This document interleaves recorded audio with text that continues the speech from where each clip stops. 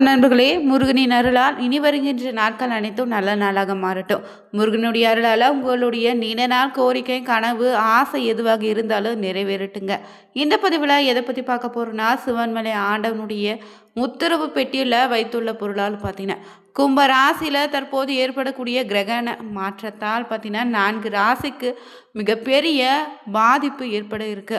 அவமானம், கஷ்டன்னு வரப்போகுது. குறிப்பிட்ட ராசிக்காரர்கள் யார் யாருன்னு 12 ராசிகளில் நீங்களும் அந்த ராசிக்காரரான தெரிந்து கொள்ள இந்த ஒரு பதிவை கடைசி வரைக்கும் ஸ்கிப் பண்ணாமல் பாருங்கள். மேலும் நீங்கள் புதியவராக இருந்தீங்கன்னா மறக்காமல் நம்ம சேனலை சப்ஸ்கிரைப் பண்ணிவிட்டு கூடவே இருக்க பெல் பட்டனை கிளிக் பண்ணிக்கோங்க.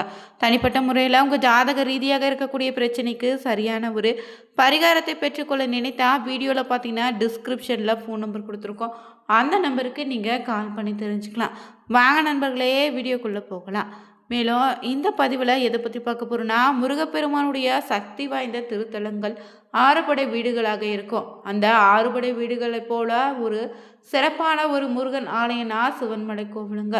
இந்த கோவிலில் பார்த்தீங்கன்னா முருகப்பெருமான் பக்தர் கனவுல குறிப்பாக பார்த்தீங்கன்னா கட்டளையிடுவார். அந்த குறிப்பிட்ட பொருளும் மறுநாள் பார்த்தீங்கன்னா கோவில் நிர்வாகத்துடன் சொல்லுவாங்க. அந்த பொருள் உண்மைதானா என்பதை பற்றினா ஆண்டவன் முன்னாடி பார்த்தீங்கன்னா பூ போட்டு கேட்பாங்க. அதில் முதல் எடுப்பில் வெள்ளைப்பூ வந்துச்சுன்னா ஆண்டவன் உத்தரவு பெட்டியில் வைக்கக்கூடிய பொருளுக்கு சிறப்பு பூஜை செய்து பார்த்தீங்கன்னா அதற்கு வழிபாடுகள் செய்யப்பட்டு வரும்.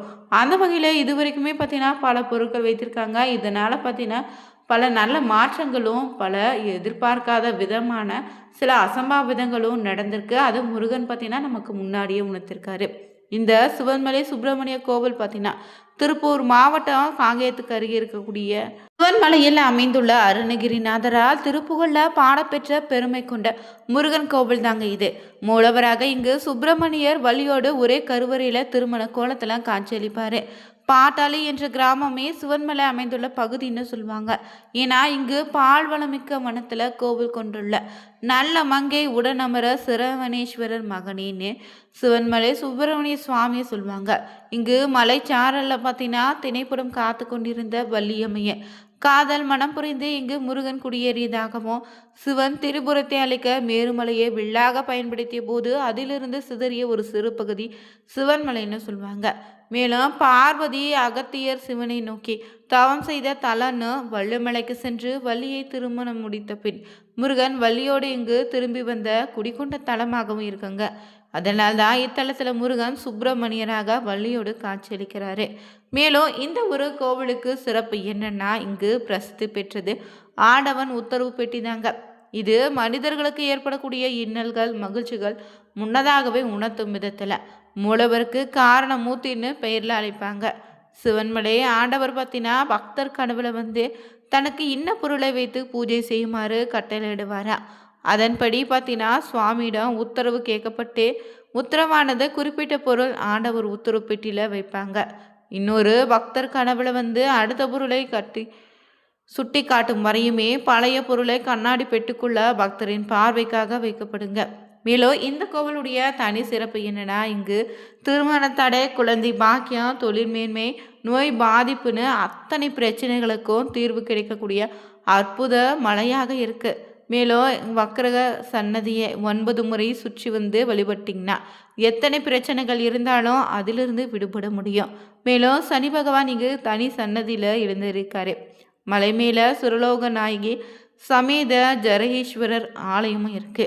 காய்ச்சல் வந்தவங்க இங்கு மிளகு ரசம் வைத்து இங்கு பூஜை செய்து உண்டாலே காய்ச்சல் நீங்குவதாக சொல்லப்படுது. மேலும் இந்த ஆலயத்தினுடைய தல சிறப்பு என்னன்னு பார்த்தீங்கன்னா, மற்ற திருத்தலங்கள் போல இல்லைங்க, இங்கு முதல் வழிபாடு முருகப்பெருமானுக்கே. மற்ற ஆலயங்களில் முதல் வழிபாடு பிள்ளையாருக்கு தான். நவகிரகங்கள் அனைத்துமே இங்கு சூரிய பகவானை பார்த்து நிற்குதுங்க. மேலும் இங்கு அணையாத தீபம் எரிந்து கொண்டே இருக்குது. திருநள்ளாறு நீங்கள் சென்று சனீஸ்வரனை தரிசிப்பதோ, சூரிய நாராயண கோவிலுக்கு சென்று சூரியனை வழிபடுவதும் போன்ற சிறப்பான பலன் இந்த ஆலயத்துக்கு சென்று வழிபட்டாலும் நிச்சயம் அதற்கான பலனை பெறலாங்க. சிவன்மலை ஆண்டவன் உத்தரவு பெட்டியில் தற்போது பார்த்தீங்கன்னா வைத்துள்ள கடல் நீர்னால என்ன மாதிரியான மாற்றங்கள் ஏற்படும், ஏதாவது அசம்பாவிதம் ஏற்படுமான்னு காத்திருந்து தாங்க நம்ம பார்க்க முடியும். மேலும் இந்த ஆண்டவன் உத்தரவு பெட்டியில் வைத்துள்ள பொருளால் பார்த்தீங்கன்னா குறிப்பாக கும்ப ராசியில் உருவாகக்கூடிய கிரகண யோகத்தால் 4 ராசிகளுக்கு பாவம் பழி அவமானம் தேடி வரப்போகுது. அந்த ராசிக்காரர்கள் யார் யாருன்னு நீங்கள் எந்த மாதிரியான விஷயங்களை எச்சரிக்கையாக இருக்கணும்னு தொடர்ந்து பார்க்கலாங்க. பொதுவாகவே ஜோதிட சாஸ்திரத்தில் பார்த்தீங்கன்னா சூரியனும் ராகவும் எதிரிகளாக தான் சொல்லப்படுது. இந்த இரண்டு கிரகங்களும் இணையும் போது அது அசுபமாக பார்க்கப்படும். அந்த அசுப யோகத்தின் தாக்கமாக பார்த்தீங்கன்னா 4 ராசிக்காரர்களுக்கு அதிகமாக அமைய போகுது வருகின்ற நாட்களில். அதன்படி பிப்ரவரி 13ஆம் தேதி என்று பார்த்தீங்கன்னா சூரியன் மகர ராசியிலிருந்து வெளியேறி கும்ப ராசிக்கு நுழைவார். இந்த ராசியில் ஏற்கனவே சுக்கிரன் புதன் ராகுன்னு அமைந்திருக்குங்க. சுக்கிரனும் புதனும் சூரியனின் நண்பர்கள். அதே நேரத்தில் ராகு சூரியனின் எதிரியாக இருக்கிறாரு. சூரியனும் ராகுவும் ஒரே ராசியில் இருக்கும்போது ஒரு அசுபமான சேர்க்கையாக பார்க்கப்படும். அதனால் கிரகண யோகம்னு சொல்லுவாங்க. இந்த யோகத்தால் பார்த்தீங்கன்னா சூரியனும் ராகுவும் வருகின்ற பிப்ரவரி 13 முதல் மார்ச் 14 வரை கும்ப ராசியில் இருக்க போகிறாங்க. எனவே இந்த மாதம் முழுவதுமே 4 ராசினருக்கு ரொம்பவே சிக்கலாக மாறப்போகுது. அந்த ராசிக்காரர்கள் யார் யாருன்னு பார்க்கலாங்க. அந்த வகையில் பார்த்தீங்கன்னா இதில் முதலாவதாக ரிஷபராசி நண்பர்களுக்கு தான் சூரியனோ ராகு சேர்க்கையால் உருவாகக்கூடிய கிரகண யோகம் உங்களுக்கு சிக்கலை ஏற்படுத்தும் விதத்தில் அமைய போகுது. அடுத்தடுத்து கெட்ட செய்திகள் வர வாய்ப்பிருக்கு. இதனால் பதற்றமும் மன அழுத்தமும் அதிகரிக்கும். முதலீடுகளில் பண இழப்பு ஏற்பட வாய்ப்பிருக்கு. தேவையற்ற சர்ச்சைகளை சிக்க வாய்ப்பிருக்கு. நினைத்த காரியங்கள் தடைப்படலாம். வாகனம் ஓட்டும்போது ரொம்ப கவனமாக இருக்கணும். அடுத்தபடியாக பார்த்தீங்கன்னா சிம்மராசி நண்பர்களுக்கு அதிபதி சூரியனாக இருப்பதால் ராகுவோடு இணைவதாலே உங்களுக்கு கிரகண யோகம் சிம்மராசி நண்பர்களுக்கு சிக்கல்களை ஏற்படுத்துங்க. உறவினர்களோடு தகராறுகள் ஏற்பட வாய்ப்பிருக்கு. புதிய வேலைகளை தொடங்குவதில் சிக்கல் உருவாகலாம். சொந்த சம்பந்தமான விஷயங்களில் பார்த்தீங்கன்னா ரொம்ப எச்சரிக்கையாக இருங்க. ஆரோக்கியத்தில் அலட்சியம் வேண்டாம். அடுத்தபடியாக துலாம் ராசி நண்பர்களுக்கு சில வாரங்களுக்கு கவனமாக இருக்கணும். கிரகண யோகம் காரணமாக நன்றாக போய்கொண்டிருந்த வேலைகள் கெட்டு போக வாய்ப்பிருக்கு. எதிரிகள் உங்களுக்கு எதிராக சதி செய்யலாம். தேவையற்ற சர்ச்சைகளில் உங்கள் பெயர் வர வாய்ப்பிருக்கு. ரகசியங்களை கசிந்து அவமானப்பட நேரிடும். மற்றவங்களுடைய விவகாரங்களை தலையிடுவதை தவிர்த்திடுங்க. அடுத்தது 4வதாக பார்த்தீங்கன்னா கும்ப ராசியில் தான் ராகு சூரியன் சேர்க்கை நிகழ்வதால் இந்த ராசியின் அதிபதி சனி இருக்குவார் எதிரி. எனவே இந்த ராசிக்காரர்கள் ரொம்பவே கவனமாக இருங்க. பண ஆதாய வாய்ப்புகள் இழக்க நேரிடும். மன அழுத்தம் இனி அதிகரிக்கலாம். உடல்நலம் பாதிக்கப்பட வாய்ப்பிருக்கு. நீதிமன்ற வழக்குகளை சந்திக்கக்கூட நேரிடலாம். ரொம்பவே அமைதியாக இருப்பது இந்த நேரத்துக்கு உங்களுக்கு நல்லதுங்க. இந்த 3 ராசிக்காரர்கள் பார்த்தீங்கன்னா இந்த நேரத்தில் ரொம்பவே கவனமாக இருங்க. தொடர்ந்து இந்த சிவமலை ஆண்டவன் கோவில் பார்த்தீங்கன்னா 496 படிகளை கொண்ட மலைக்கோவிலாக இருக்குது. கடல் மட்டத்திலிருந்து 400 அடி உயரத்தில் இருக்குங்க. இந்த கோவிலுக்கு வாகனங்கள் வந்து செல்ல 2 கிலோமீட்டர் பார்த்தீங்கன்னா மலைப்பாதை தார் சாலையாகவே இருக்குது. மேலும் சிவமோ ஸ்கந்தமோ வேறில்லை என்பதை உணர்த்தும் விதமாக இம்மலை சிவன்மலைன்னு சொல்கிறாங்க. மூர்த்தி தளம் தீத்தன்னு உத்தரவு காரண பொருளால் பல்வேறு சிறப்புகளை பொருந்திய மலையாகவும் இருக்குது.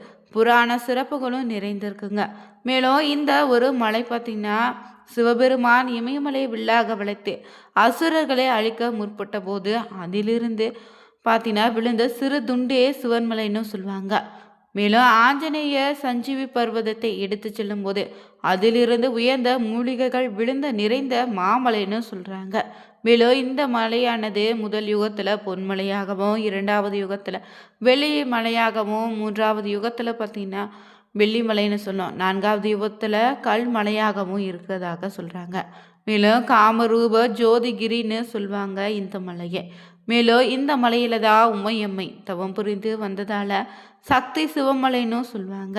மேலும் இங்கு பார்த்தீங்கன்னா இந்த தலத்தில் சிவபெருமானின் புதல்வரே மூலஸ்தானத்தில் சிவசலாபதினம் திருநாமத்தோடு வள்ளி அம்மையோடு காட்சி தருவார். வள்ளி தேவசேனா அம்பாள் சன்னதி தனியாக இருக்குங்க. உற்சவர் கல்யாண கோலத்தில் பார்த்தீங்கன்னா வள்ளி தேவசேனா உடனம்பர சுப்பிரமணீஸ்வரராக காட்சி தருவார்.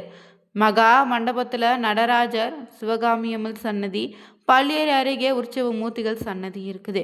மேலும் இங்கு நுழைவாயிலே துவார பாலகர்கள் நவ வீரர்கள் காட்சியளிப்பாங்க. மேலும் மனிதர்களுக்கு ஏற்படக்கூடிய நோய்களுக்கு பார்த்தீங்கன்னா இங்கு சிறந்த ஒரு பரிகாரமாக அமைந்திருக்குங்க. இந்த வீடியோ பிடிச்சிருந்தா நீங்களும் 4 ராசிக்காரர்களில் யாருன்னு மறக்காமல் கமெண்ட் பாக்ஸில் பதிவிடுங்க. சிவன்மலை கோவிலுக்கு சென்றிருந்தீங்கன்னா ஓ முருகா போற்றி எனும் மந்திரத்தை கமெண்ட் பாக்ஸில் பதிவிட்டு சேனலை சப்ஸ்கிரைப் பண்ணிக்கோங்க. லைக் பண்ணுங்கள், ஷேர் பண்ணுங்கள். அனைவருக்கும் நன்றி நண்பர்களே.